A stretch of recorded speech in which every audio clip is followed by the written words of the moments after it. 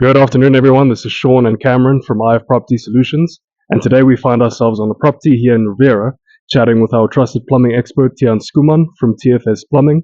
Tiaan, thanks so much for making the time. It's a big pleasure. Just a shout out to the great team of IF Properties, and yeah, you guys do wonderful work, and I'm glad to be working for you for years now. Perfect.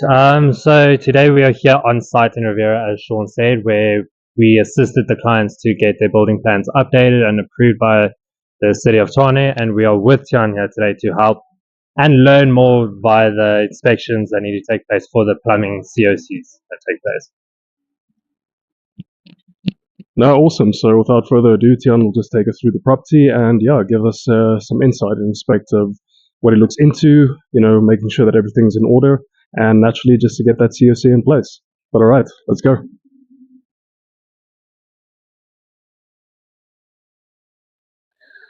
All right, so they got a new water meter in, which is fine because you don't have to necessarily have a new water meter. If it's an old one, that's perfect as long as the municipality and you are fine with it. It's got flow. You can see they already pulled in glass-on pipe. It's a 25 mil, which is also a good standard. You can do a 3/4 as well. That's also good standard. They got copper pipe going up to feed everything. It's nice because obviously you want the flow because the pressure will stay the same either or. If it's a 1/2 inch pipe or a 3/4 pipe, it's the flow that gets interrupted if it's a smaller pipe. Okay. So I know a lot of people say they want bigger pipes in the walls or in the roofs and stuff because they want more pressure. It's not pressure they want, it's the volume they want. Obviously they got a 600 kPa pressure valve on, which means is they probably got a 200 liter geyser. If it's a 150 liter geyser, it should be a 400 kPa, which means 4 bar or 6 bar. Oh, yeah. So that's the pressure on it. So obviously this one is just leaking a bit. It's a bit old, but it's still in good. It's the right standard. It's a Quick-Cart, which is also a good brand. Obviously it's just normal standard maintenance that just needs to replace, or the filter just needs to be changed. We're going to walk around. Obviously we're going to firstly check the sewage line. Obviously this will give us indication on the maps, on the plans as well, on if it is correct or not. The direction will obviously tell us which way it flows. For example, you can see this one's coming up this way, which indicates the flow that way. If we look at the plans, I think we are standing there. we are standing right there. So yeah, so it's going that way. Perfect. Yeah, no, that's fine. We'll quickly double check on that one because that's exactly what it is. Good thing though, what we also look for while we're outside is on the waste pipes over here. So the waste pipes needs to have IEs on. The reason for that being is obviously maintenance. If you have to open it up to clean inside the pipes this way or that way. I know there's a lot of people who don't have IEs, or they'll probably have one IE here, but here will be a plain bend. For that reason, it's not allowed. It's obviously SAB standards.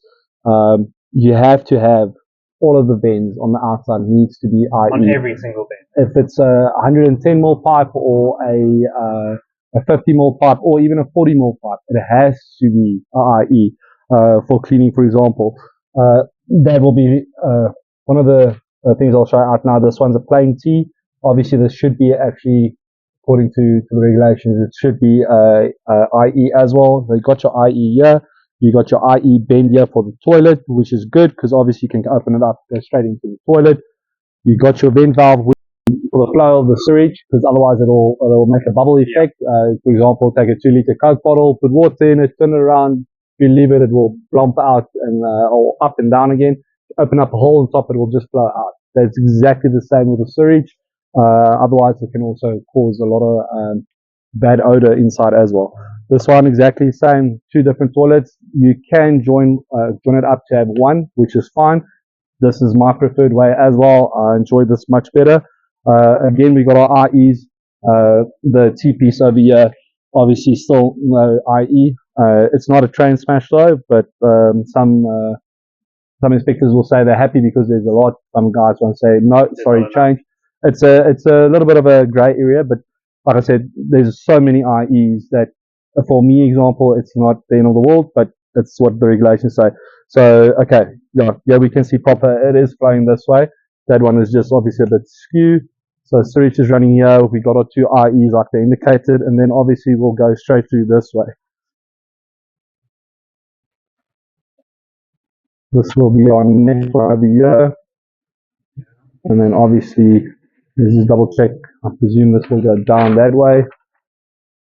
So we here, and then obviously this one goes down, then it goes back up. So this should be enough beds. The other one is right over there. So this one goes down. You'll see once again with the gullies as well, the gully needs to be at least a 50 millimeter higher than the ground level here. I know there's a lot of gullies that are exactly the same level or a little bit deeper because they want the storm water to go in there. It's not allowed. That's you got your grey water, you got your brown water, you got your green water, and you got your blue water. Obviously, this will be seen as green water. They don't want it with the brown water and the grey water because grey and white, grey and brown usually runs together. You still got your IE, which is good. This is higher, so obviously it prevents the drain from overflow of the water running in. You still got there's another two pressure valves here. I just want to see it's Cobra. Once again, a really good brand on it. It looks like it's a 400 kPa. Double checking. Yeah, it's 400 kPa, so which means there's two. Usually, it indicates that it will be another two 150 liters each inside. You got your stop taps, which is good. Another thing is it also helps a lot to get this in.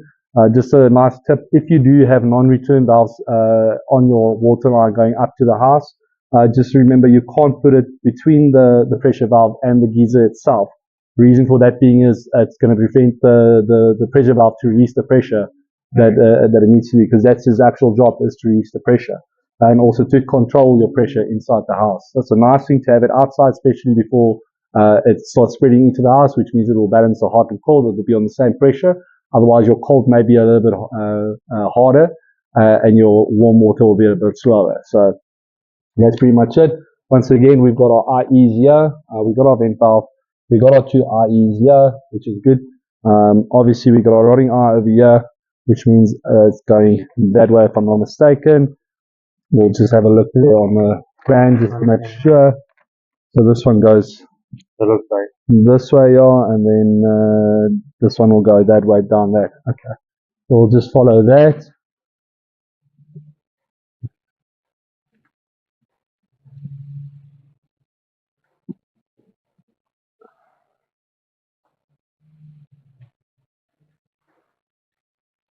Okay, so I don't see any rotting eyes on this side. It should be somewhere about here. And then obviously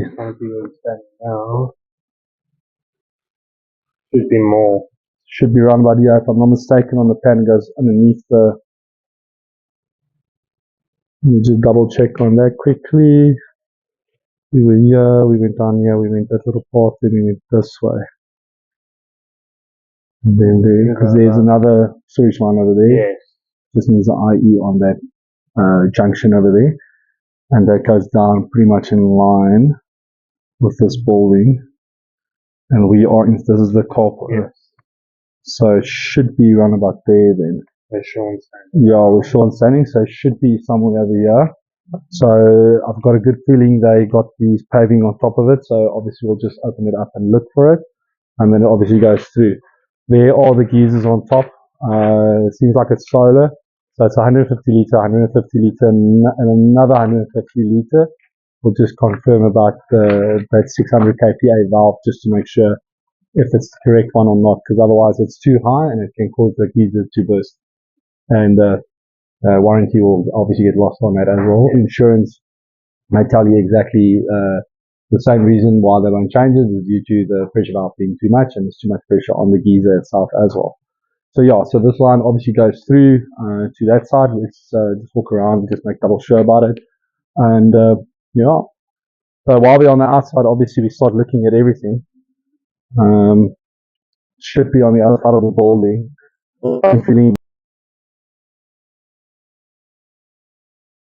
Which is good, we've got it. Once again, the junction just needs an IE on it as well. We got our 50 more pipes over here. It's got an IE And it goes straight towards, there's another 2 here. See, these pipes are all joining up together, which is not what we want. They need to run separately. The reason for that being is as soon as you got a bath and a basin connected together, it can pull that can cause a suction. So on your P trap there's water. Look in your shower when you're emptying a bath. The gluk, for example, it could be other reasons for the gluk, but that's a very good point there. And you got your traps being sucked out. As soon as your traps are getting sucked out, it causes odor once again to go through. That's the main reason for the P traps or the S traps inside your shower, your basins, your baths, and so forth. It's obviously there's always water lying inside the trap, just for the odor not to go through. So that can cause that to happen.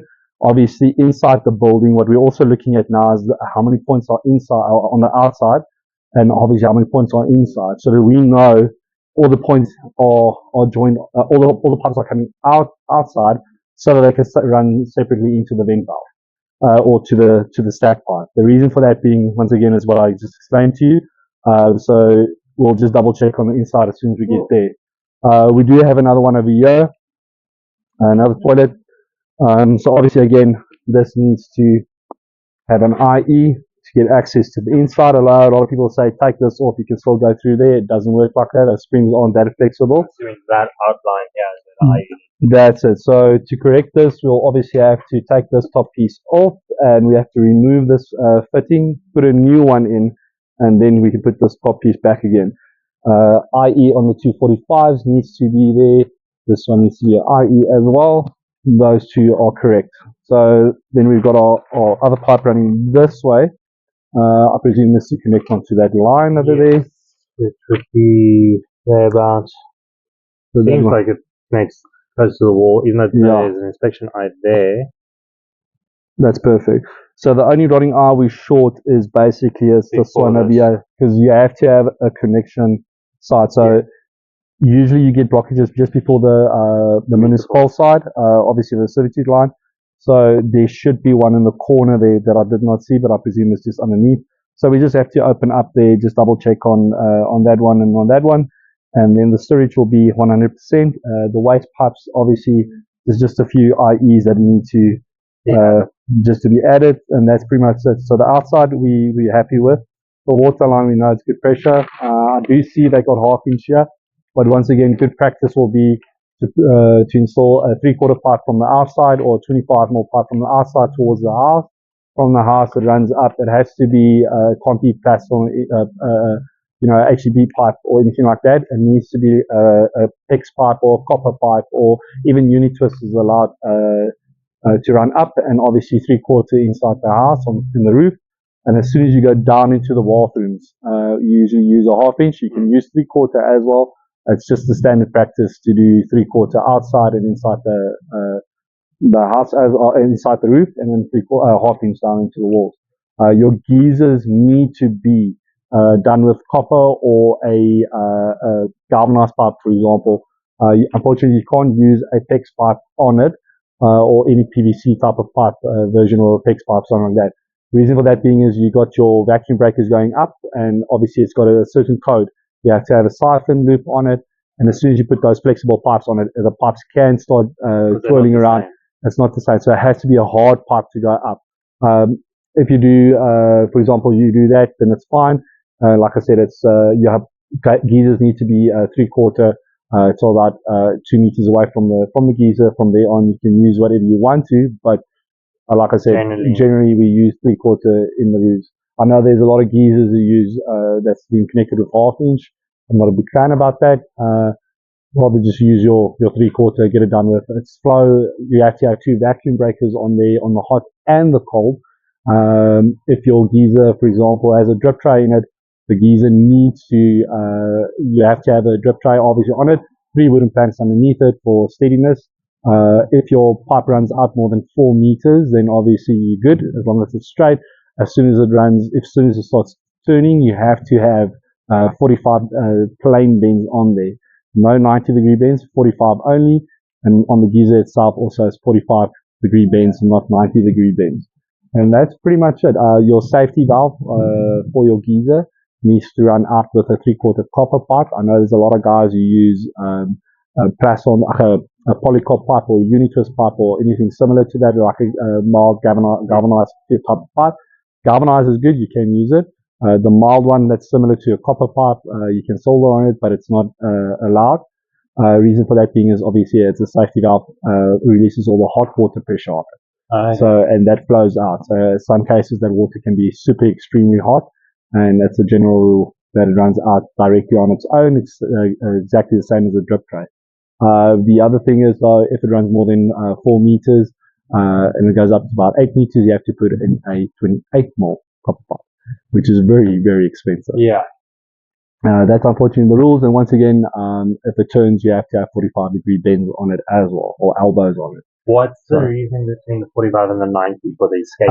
It's just the flow of the water. Think about it as a super tube, same with the sewage line. The water flows out easier. That's the example they gave us. Also a bit more, for me a 9-degree vent, 45-degree vent, same. But on the sewage, definitely, that's definitely flow. It's like having a super tube ride. You don't want to crash on the first corner. But that's the reasoning on the geysers as well. It's obviously just to get the flow going. So yeah, otherwise it starts bouncing on the end, and that's mainly the big reason. But yeah, outside the geysers, we did have a look. You'll see on the solar they do have a temperature valve that releases. So it looks like a little dustbin they use in WWF. But yeah, it's literally on the top there. It shows you how to release it as well. So that's just a standard regular thing that they got. But yeah, otherwise geysers look good, storage look good. It's one or two small little things just to be changed. But yeah, I think from here on we can go inside. Obviously you got your zinc, you got your pipe going out into the gully, which is correct. I only see one pipe flow. It's got a trap on, P-traps at the bottom here. So that's fine. It's got decent fittings on it. You got your 2 angle valves, which is it's not a must, but it's a very nice accessory to have. So if you want to change the mixer, you can just close it down here. You don't have to close the whole supply, which is basically a normal standard these days, because we're not in 1980 or 19 So yeah, but okay, you got your angle valves here for your washing machine. This is good. You got a waste pipe there. You probably got a second one here now as well. Just have a look here. Only one waste. Okay, so it's a hot water and a cold water system, which is fine. The newer houses, you'll see we only put in cold water. Reason for that being is most of the people don't use hot water anymore. On the dishwashers, it's only cold water because the dishwasher obviously heats it up itself. Yeah. So the only problem we got here is it's probably on the same line because there's only one point going out, so that needs to be corrected. It needs to get a separate line out once again. There are places that will say it's fine. Personally, it's such a short distance, I can't see anything wrong with it. The waste point is really high, so the chances of it overflowing not so good. But yeah, regulations comes down to 2 separate points out. Okay. So yeah, that needs to be corrected. And then off we go this way. It's got all pipes. Laundry room again. This is still pretty nice and old. Taps are obviously in working condition.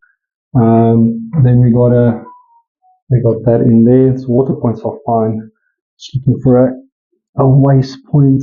That's also 100%. That is no issues with that. It's got it out the gully, all the pipes are down here at the outside. So that's perfect. That is 100% correct. Just want to check if there's a peak. It's got a peak trap, so we're good. Yeah, and then let me just see if there's any other bathrooms. Yeah, we got bathrooms over here. The toilets, standard. Just give it a good flush just to make 100% sure about that. We do have our bended pan connector on here. For example, if you build a brand new house or anything, you're not allowed to use the spring pan connectors. It looks like a little concertina. Reasoning for that being is it's a new house, your pipes should be fine. The shrink pan, for example, if it's maintenance and you have no other choice but to install it, then you use it. That's the actual reason for it. Then obviously, just again, we look on the P-traps. It's got its P-trap, a very nice installation. Everything's nice and straight. It's got 2 angle valves, which once again, it's not necessarily, but it's good to have it. And then obviously, just want to make sure it's not hollow. It's all good. A little bit here and there, but it's molded onto little feet, which is good. That's fine. And yeah, shower. Let's just double check if it's working. It is in working order. Taps are all good. That's it. Okay. And there's another bathroom on this side. Okay, 100%. Okay, cool. Let's just go to the other bathrooms. Have a walk through.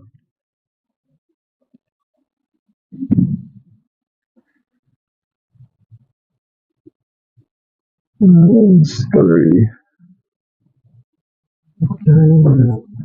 Here's the bathroom on this side. Just make sure nobody's here. And we go.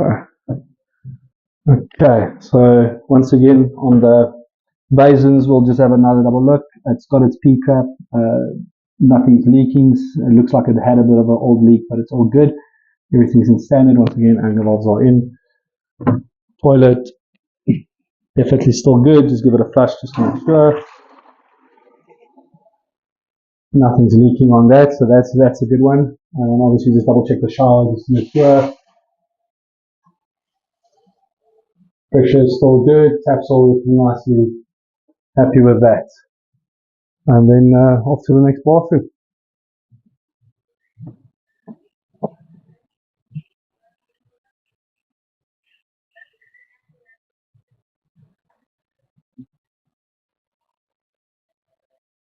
Okay, so on this one, you could see it was a quick installation. They didn't have any waterproof in here.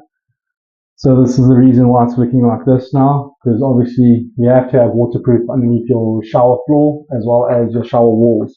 Reason for that is I know there's a lot of people say no, they mix a chemical into the tile cement and so forth. That's a bunch of nonsense. There's not such thing. Waterproof is waterproof. It's stuff that you actually apply on.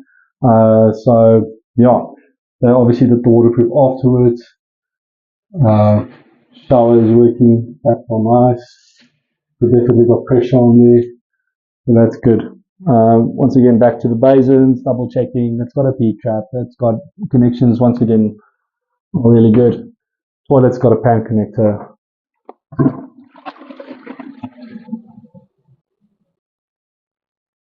That's in working order. No leaks whatsoever.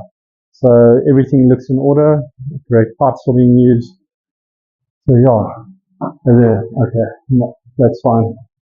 All right. Okay, now just the outside room.